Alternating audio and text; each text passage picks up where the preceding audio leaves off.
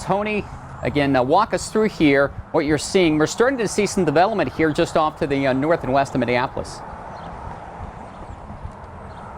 Yeah, we're watching a lot of areas. You've been kind of seeing some of the radar that Justin's been showing. A lot of severe storms really in the northern half of Minnesota. We knew that was going to be the case today. The reason we didn't go all the way up that far is just lack of logistics. We don't have a lot of roads, a lot of state forests, national forests, very limited ways to get around, and then tracking those storms across into Wisconsin. We got the Great Lakes in the way. Can't really do much about that, but we're going to show you right now over my shoulder. You kind of see off in the distance there near the Dairy Queen sign, that little turkey tower that is going up here. That is kind of what is hinting right now as to the areas we're watching south of I-94. I'm going to show you the radar here. This is the Minneapolis radar. So we're going to be looking a little bit further to the west of Minneapolis here on the very edge of this radar. But you're seeing these little blips that are starting to show up, these little isolated storms that are showing up. Obviously, we got the big ones up near Fergus Falls, but as you get a little further south, we're starting to see little specks pop up on the radar.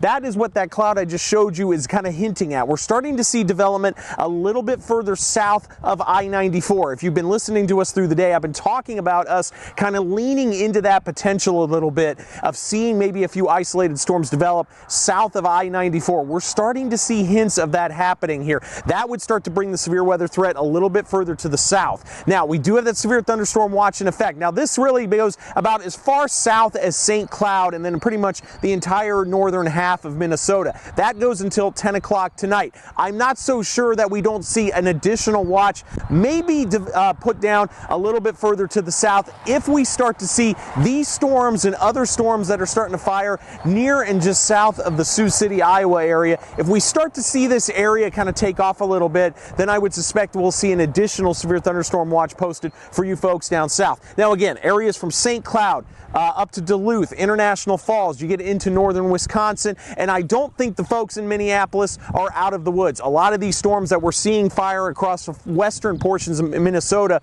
they're going to start to really get organized, and then they're going to actually turn to the south and east. So I-94 is northwest to southeast. I think we see a lot of these storms kind of run along and parallel to that. So I think folks in Minneapolis, particularly after 8 o'clock, you guys want to have your AccuWeather app ready to rock and roll in case you do start to see warnings. Tornado threat, I think generally pretty low, Justin, but I wouldn't be surprised we see some big hail reports, especially early out of some of these storms.